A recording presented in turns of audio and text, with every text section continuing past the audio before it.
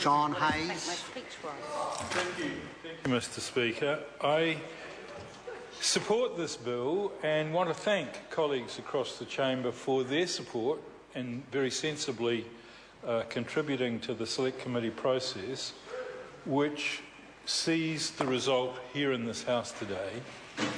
And I would say to the people of New Zealand who might be listening to the last speaker this afternoon that if in the next election you're looking for a very left-wing government, you will have heard a speaker that alludes to the sort of New Zealand they would construct if ever they were to get a chance at power in this country. But I speak as a former public servant, and we've had in this country for more than 100 years a very professional public service, and the government wants to strengthen the legislative framework so that all New Zealanders benefit from a public sector that is oriented on delivering results. Because it's very tempting, and I saw it in a meeting in my electorate this week, where a bunch of different government agencies all work in their own silos and they're not all that interested about coming and working together. So the purpose of this bill is to ensure that the benefits of wider changes to the public sector become apparent. We want to see more New Zealanders satisfied with our public services.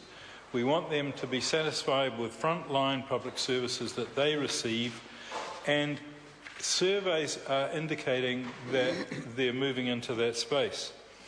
Another point that I'd like to make in the wake of the last speaker is just to make sure that that speaker understands that we now have more women, significantly more women, in leadership roles in the public sector.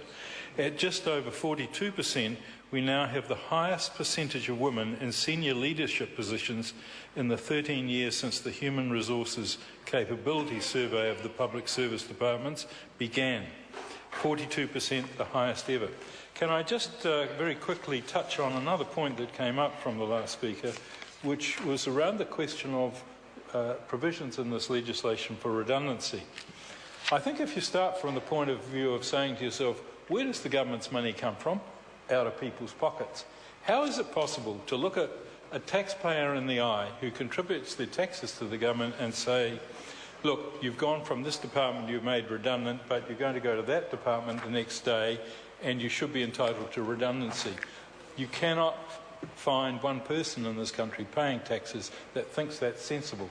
And that is the arrangement that the Green Party would like to see.